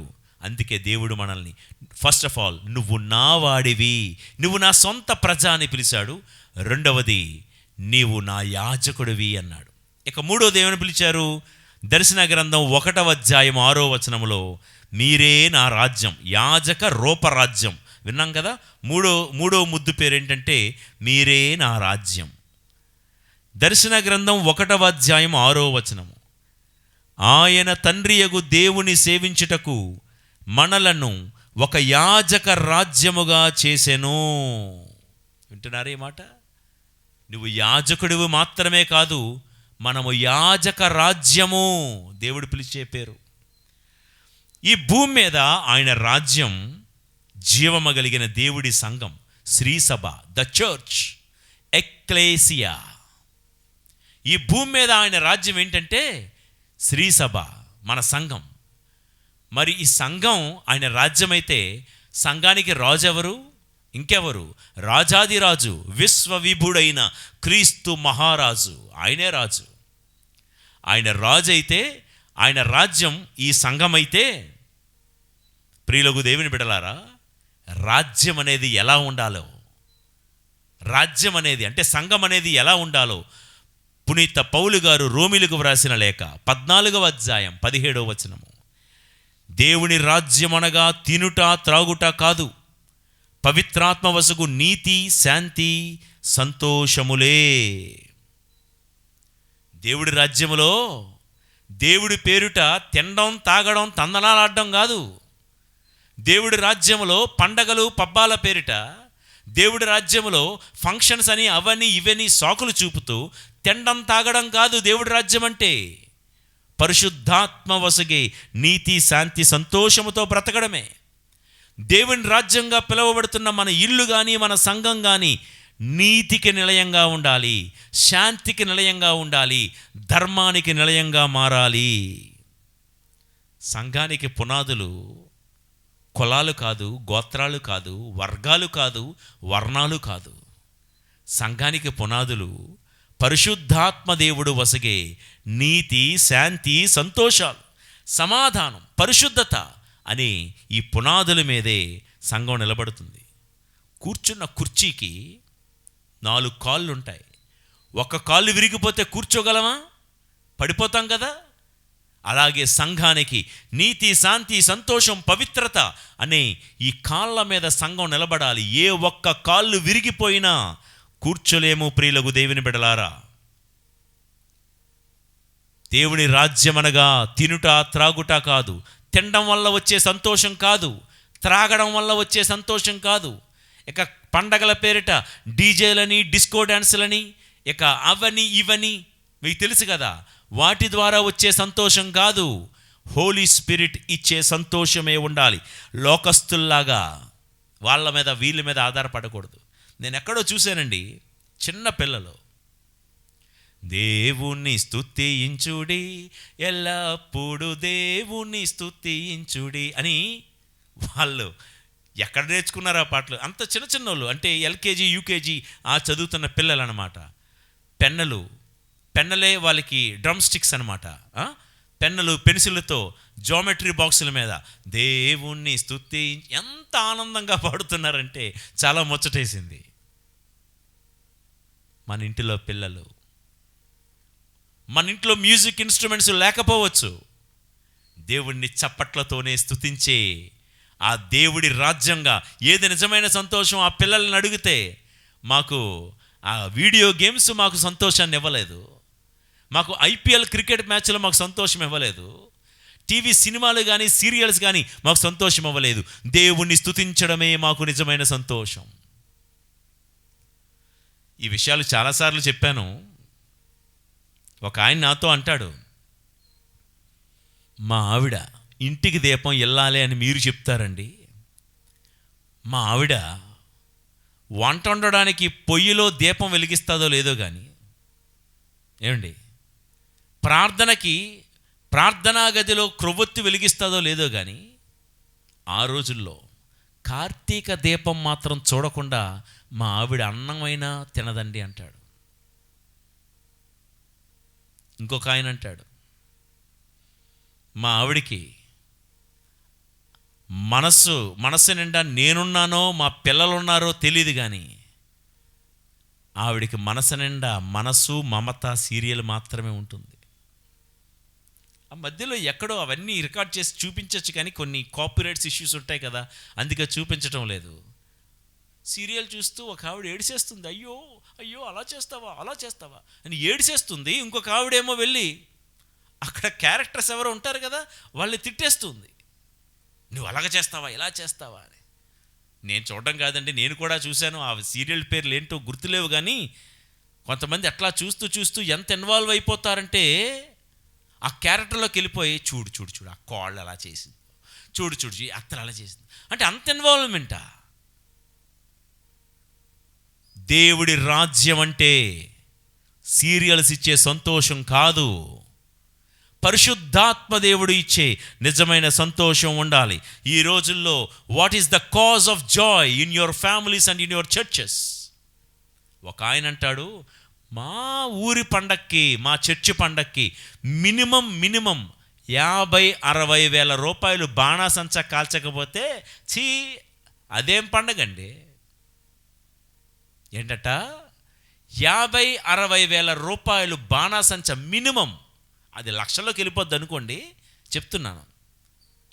ఫాదర్ అంటాడు, ఏమయ్యా పండగంటే కేవలం బాణాసంచాలు ఇవి కాదు, ఆ డబ్బుతో పోనీ ఏదైనా మంచి కార్యం చేయొచ్చు కదా, బాణాసంచా ఏముంది, ఎందుకు ఈ ఆర్భాటాలు ఇవంటే? ఫాదర్తో అంటారంట, ఇంతకు ముందున్న ఫాదర్ అయితే 2 లక్షలు ఖర్చు పెట్టాడు తెలుసా, మీరేంటో ఖర్చు పెట్టడానికి, మరి డబ్బులన్నీ ఏం చేసుకుంటారు? బాణాసంచా ఒక అరగంట పావు గంట సరదా కోసం డబ్బు నోట్లు కాగితాలు ఖర్చు అయిపోతున్నాయి పండగ పేరిట. నేను యూదా ఇస్కారియోతులాగా మాట్లాడలేదు సుమి, ఏది ఉచితమో ఏది సముచితమో ఆలోచించండి. ఇంకొంతమంది ఏమంటారంటే, పోన్లేండి ఫాదర్ మీరు పెట్టకపోతే పెట్టకపోయారు, మేము స్పాన్సర్ చేసుకొని మేమే వెలిగించుకుంటాం అంటే వాళ్ళు ఫిక్స్ అయిపోయారు. ఏంటంటే సంతోషం అంటే ఏంటి, బాణాసంచ కాలాల్సిందే. సంతోషం అంటే ఏంటి, స్టేజ్ వేసి ఎక్కడి నుంచో సిటీలో నుంచి కల్చరల్ ప్రోగ్రామ్స్ వేయాల్సిందే. పండగ అంటే ఏంటి, అప్పుడే పూజ బలి అయిపోయింది, అప్పుడే పెద్ద పెద్ద బిషప్పులు వచ్చారు, పూజలు చేశారు, మంచి వాక్యం విన్నారు, కానీ పక్కనే మన వీధిలో స్టేజ్ వేయాల్సిందే, డీజే సౌండ్లు పగలాల్సిందే. ఇదే కదా పండగ. దేవుడు ఏమని పిలుస్తున్నారంటే, మీరు నా రాజ్యం, మీరు నా రాజ్యం, మీ సంఘమంతా నా రాజ్యం, నేనే రాజుని. సంఘములో ఏ దొంగతనాలు జరుగుతున్నా, ఏ అన్యాయాలు జరుగుతున్నా మీకు కాదు చెడ్డ పేరు, ఆ రాజ్యానికి రాజునైనా నాకు చెడ్డ పేరు వస్తుందని దేవుడు అంటున్నాడు. అలెగ్జాండర్ చక్రవర్తి దగ్గర ఒక సైనికుడు పనిచేసేవాడంట. ఆ సైన్యంలో ఏదో కాని పని, ఒక దొంగ పని చేసి పట్టుబడితే సైన్యాధ్యక్షుడు రాజుగారి ముందుకు తీసుకుని వచ్చాడంట. అయ్యా మీ రాజ్యంలో పనిచేస్తున్న ఈ సైనికుడు, మీ సైనికుడు, అలెగ్జాండర్ చక్రవర్తి యొక్క సైనికుడు దొంగతనం చేసి పట్టుబడ్డాడు, ఏం శిక్ష వేయమంటారని తీసుకుని వస్తే అలెగ్జాండర్ చక్రవర్తి ఆ సైనికుడితో ఒక మాట అన్నాడంట,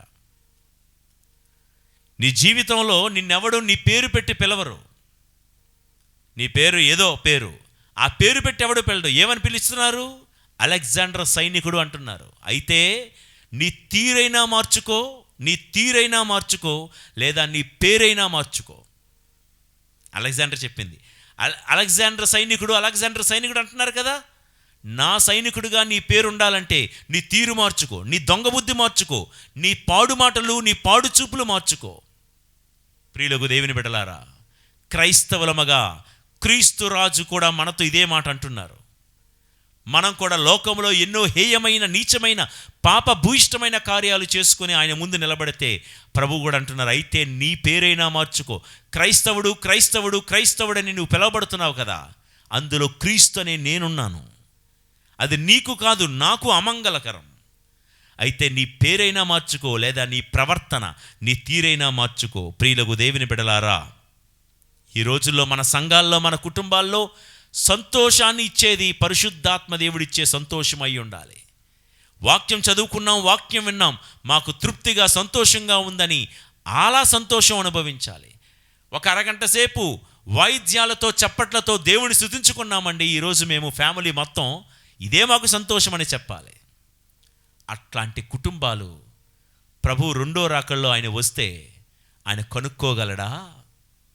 అలాంటి సంఘాలు ఎక్కడైనా ఉన్నాయో లేదో అని ప్రభువు రెండవ రాకల్లో వచ్చినప్పుడు ఆయన కనుక్కోగలడా? ఆలోచిద్దాం. ఇక 4వ మాట, నిర్గమకాండం 19వ అధ్యాయం 6వ వచనములో ప్రభు ఏమన్నారు, మీరే నా పవిత్ర ప్రజ. 4వ బిరుదు, మీరే నా పవిత్ర ప్రజ. You are my holy people.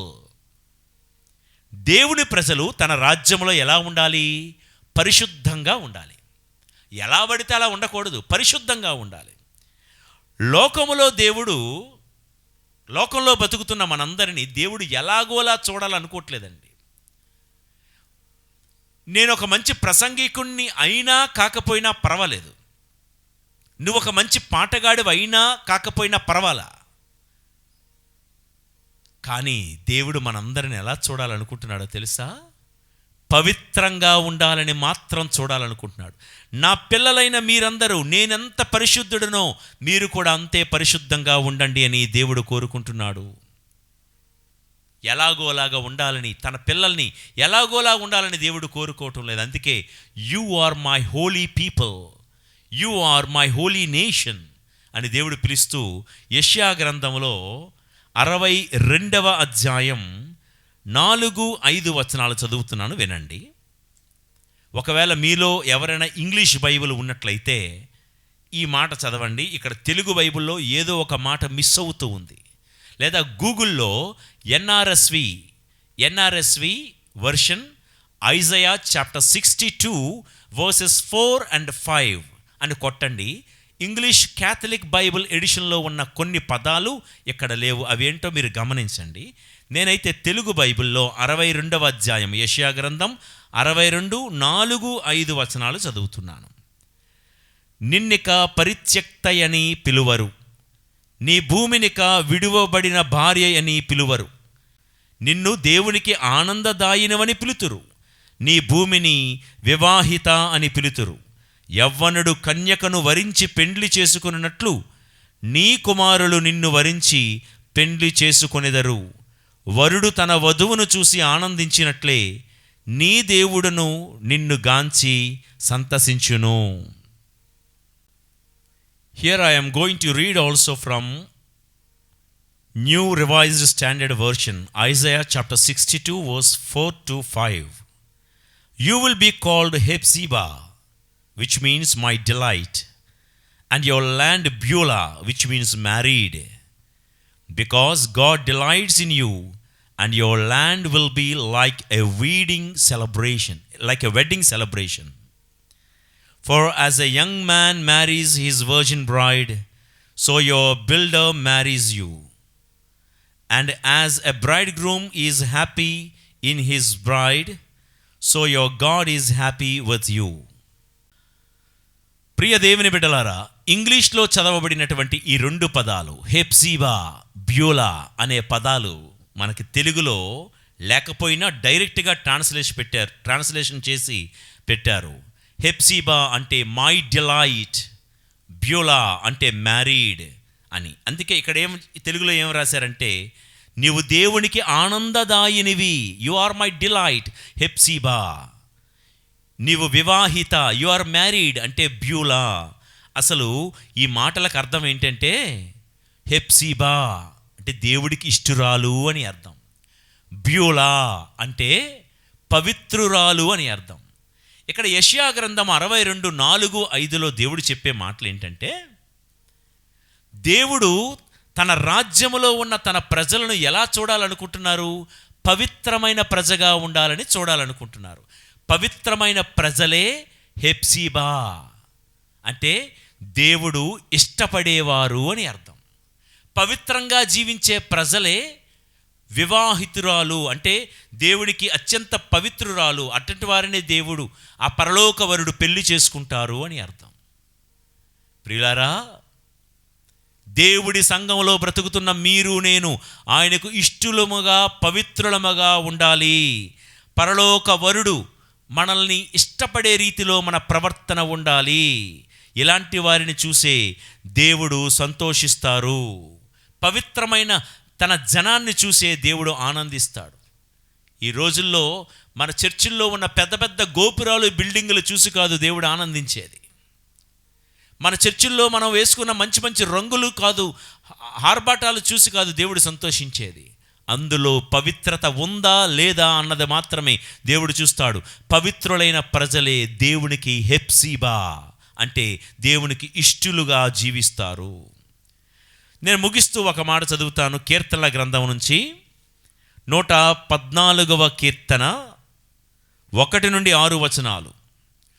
ఇజ్రాయేలీలు ఐగుప్తు నుండి వెడలి వచ్చినప్పుడు, యాకోబు వంశజులు అన్య భాష గల జనుల నుండి బయలువెడలినప్పుడు, యోధా ప్రభువునకు పవిత్ర స్థలము అయ్యను, ఇజ్రాయేలీలు అతని సొంత రాజ్యము అయ్యను.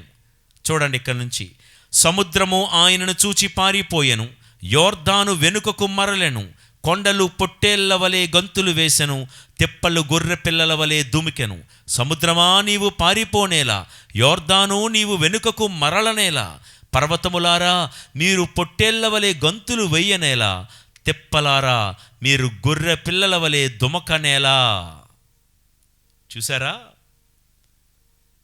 ఇజ్రాయేలు ప్రజలు ఐగుప్తు దేశ బానిసత్వం నుండి వారు ప్రయాణమై వస్తూ ఉంటుంటే, సముద్రము ఆయనను చూచి పారిపోయింది, యోర్దాను వెనుకకు మరలిపోయింది. కీర్తనాకారుడు అడుగుతున్నాడు, ఓ సముద్రమా, ఓ ఎర్ర సముద్రమా, నువ్వెందుకమ్మా ఆయనను చూచి దారిచ్చేశావు? సముద్రమా, నీవెందుకు పారిపోతున్నావు? ప్రియులకు దేవుని బిడ్డలారా, చూడండి ఇక్కడ ఒక చక్కటి మాట. సముద్రము చీలిపోయి ఎందుకు దారిచ్చింది? సముద్రం చెప్తుంది, అదిగోనయ్యా పరలోక వరుడు తన పవిత్రమైన జనముతో వస్తూ ఉన్నాడు. చూసారా, చాలా ఇంపార్టెంట్ మాట, గుర్తుపెట్టుకోండి. ఎర్ర సముద్రమా నువ్వెందుకు చీలిపోయావు, ఎందుకు ఈ ప్రజలకు దారిస్తున్నావు అని అడిగితే సముద్రం అంటుందంట, పరలోక వరుడు తన పవిత్ర జనముతో అడుగు పెడుతూ ఉంటే సముద్రాన్నైనా నేను చీలిపోకుండా దారివ్వకుండా ఎలా ఉండగలను? ప్రియ దేవుని బిడ్డలారా, దేవునికి మనము పవిత్రముగా, ఆయనకు ఇష్టలముగా బ్రతికితే, దేవుని దృష్టిలో హెప్సీబాగా బ్యూలాగా మనం బ్రతికితే, లైఫ్లో ఎర్ర సముద్రాల లాంటి ఎన్ని సమస్యలు వచ్చినా అవన్నీ నీకు ఎదురుగా నిలబడిన ఎర్ర సముద్రాల లాంటి సమస్యలన్నీ నీ కళ్ళ ముందే చీలిపోయి నీకు దారినిచ్చే కృప దేవుడిస్తాడు. Praise the Lord. ఎర్ర సముద్రం లాంటి అడ్డుగా ఉన్న సమస్యలన్నీ తొలగిపోవాలంటే దేవుడి రాజ్యములో మనమందరము పవిత్రంగా ఉండాలి. ఆయనకి ఇష్టమైన సొంత ప్రజగా మనం బ్రతకాలి, ఆయన యాజకులుగా మనం బ్రతకాలి. ఇక రెండోది, యోర్దాను. ఆ కీర్తనలో చూడండి, యోర్దాను నీవు వెనకకి ఎందుకు మరలిపోతున్నావు? యోర్దాను అంటే హెర్మోను కొండ మీద నుండి పైనుండి దిగువకు పారేది. యోర్దాను అంటేనే దానికి అర్థం ఏంటంటే దిగువకు పారేది అని అర్థం. నువ్వు దిగువకు కదా పారాలి, ఎందుకు ఈ ప్రజల్ని చూడగానే యోర్దాను నది నువ్వు ఎందుకు వెనక్కి వెళ్ళిపోతున్నావు, ఎందుకు మళ్ళా ఎగువకి వెళ్ళిపోతున్నావు అని అడిగితే యోర్దాను నది అంటుంది, పరలోకవరుడు దివ్య మందసములో ఉండి ఆ పవిత్రమైన ప్రజలతో నడిచొస్తున్నాడయ్యా. దేవునికి ఇష్టమైన ప్రజలు నడుచుకుని వస్తున్నారయ్యా. దేవుని యొక్క సొంత ప్రజలు, ఆయన యాజక రాజ్యం కదిలి వస్తూ ఉంటే నేను కిందకు దిగజారాల్సిన నేను పైకి ఎగబాకిపోయాను. ఎందుకో తెలుసా? ఆ ప్రజలను చూసి. ఇక్కడ ఒక పాఠం నేర్చుకుందామా ప్రియులారా? మన జీవితంలో మనల్ని దిగజార్చే మనుషులు, మనల్ని కిందకి దింపాలని ప్రయత్నించే ఎన్నో సంకట పరిస్థితులు ఎదురవుతాయి. కానీ దేవుడి దృష్టిలో నువ్వు పవిత్రంగా బ్రతికితే, దేవునికి ఇష్టురాలిగా బ్రతికితే, నిన్ను కిందకు దింపేయాలని ప్రయత్నించిన యోర్దానులన్నీ కూడా పైకి ఎగబాకిపోతాయి. అంత మాత్రమే కాదు, నిన్ను కూడా ఎగబాయుటట్లు, ఎదిగేటట్లు దేవుడు చేస్తాడు. ఎప్పుడో తెలుసా? ఆయనకు ఇష్టమైన పవిత్ర జనంగా మనం బ్రతికినప్పుడు. ప్రియులారా, దేవుడు ముద్దు పేర్లతో మనల్ని పిలుస్తూ ఉన్నాడు. ఏమని? మీరు నా సొంత వారు, మీరు నా బిడ్డలు. రెండవది, మీరు నా యాజకులు. మూడవది, మీరు నా రాజ్యం. నాలుగవది, మీరు నా పవిత్రమైన జనం. దేవుడు ముద్దు పేర్లతో ముచ్చటిస్తున్నాడు మనల్ని. ఇది కేవలం ముద్దు కోసమో లేకపోతే బిరుదుల కోసమో మిగిలిపోకుండా, సంఘములో బ్రతుకుతున్న మనమందరము, ఈ నిరీక్షణ యాత్రికులమైన మనమందరము మన యాత్రలో ఆయన సొంత ప్రజలుగా బ్రతుకుదామండి. ఆయన కోరుకున్న యాజకులుగా బ్రతుకుదామండి. ఆయన రాజు అయితే ఆయన రాజ్యములో నీతి, సంతోష, సమాధానాలతో బ్రతుకుదామండి. చివరగా ఎలాగోలాగా మిగతా లోకంలో ప్రజల్లాగా బ్రతకకుండా మన దేవుడు ఎంత పరిశుద్ధుడో అంత పరిశుద్ధంగా మనం బ్రతుకుదాం. ఆయనకి ఇష్టమైన పనులే చేస్తూ బ్రతుకుదాం. తప్పనిసరిగా అడ్డుగా నిలబడిన ఎలాంటి ఎర్ర సముద్రమైనా మన కోసం చీలిపోయి దారినిస్తుంది. మనల్ని ముంచడానికి ఎగువ నుండి దిగువకు పారుతున్న యోర్దానులన్నీ కూడా మనల్ని చూసి మళ్ళా వెనక్కి మరలిపోతాయి. ప్రియులకు దేవుని బిడ్డలారా, మనల్ని ముంచాలని వచ్చే యోర్దాను లాంటి మనుషులు, యోర్దాను లాంటి వ్యవస్థలు, యోర్దాను లాంటి ప్రభుత్వాలు ఎన్ని వచ్చినా నువ్వు పవిత్రంగా జీవించు, దేవునికి ఇష్టునిగా బ్రతుకు. నిన్ను ముంచాలనుకున్న ఎవరైనా ఎలాంటి వారైనా వెనకడుగు వేయాల్సిందే. ఇది ప్రభు నేర్పించే పాఠం. కాబట్టి దేవుడు ఎంతో ప్రేమతో పిలిచే దేవుడు. ప్రేమతోనే బ్రతకమంటున్నాడు ఈ యాత్రలో. ఆ రీతిగా బ్రతుకుతూ ఈ యాత్రలో దేవుడు నిర్దేశించిన మన గురి, మన లక్ష్యమైన నూతన యెరూషలేమునకు, పరలోక కనానుకు చేరే కృప, ప్రేమతో మనల్ని పిలిచే దేవుడు మనకు తోడై ఉండి మనల్ని నడిపింతురుగాక. ఆమెన్. ప్రార్థించుదము. పరిశుద్ధుడా మా దేవ తండ్రి, యాత్రలో మాతో ప్రేమతో, మమ్మల్ని ప్రేమతో పిలిచి పలకరించే దేవుడవు నీవని మేము ధ్యానించాము. దేవా, ముద్దు పేర్లతో మమ్మల్ని పిలిచి మీరు నా వారని, మీరు నా యాజక బృందమని, మీరు నా రాజ్యములో సభ్యులని, మీరు నా పవిత్రమైన ప్రజగా ఉండాలని నీవు కోరుకుంటున్నావు. నీ కోరిక మేరకు మా ఈ యాత్రలో నిజమైన యాత్రికులంగా మేము జీవిస్తూ మా ముందు వెనకల పొంచి ఉన్న ప్రతి ప్రమాదాలను కూడా మేము అధిగమిస్తూ, ఎర్ర సముద్రాలు దాటుకుంటూ, యోర్దానులను అధిగమిస్తూ నిన్ను చేరే కృప మా అందరికీ ప్రసాదించుమని ఈ వాక్యములో, ఈ జ్ఞానవడకములో పాలు పంచుకుంటున్న బిడ్డలందరినీ నిజమైన విశ్వాసులుగా, యాత్రికులుగా దీవించమని, మా కుటుంబాలలో కూడా ప్రతినిత్యము నీవెలాగైతే మాతో ప్రేమతో ముచ్చటించావో మేము కూడా ఒకరినొకరము మా కుటుంబాల్లో, సంఘాల్లో ప్రేమతో ముచ్చటించుకునే మంచి మనసు మా అందరికీ దయచేయమని మా నాథుడైన యేసు పవిత్ర నామములో ఈ ప్రార్థన చేయుచున్నాము తండ్రి. ఆమెన్. ప్రభువు మీతో ఉందురుగాక. మీ ఆత్మతోనూ ఉండునుగాక. సర్వశక్తిగల సర్వేశ్వరుడు పితా, పుత్ర, పవిత్రాత్మదేవుని దీవెనలు సర్వదా మీకు తోడై ఉండి మీ యాత్రలో నిత్యము మిమ్ము నడిపించి సర్వదా కాపాడుదురుగాక.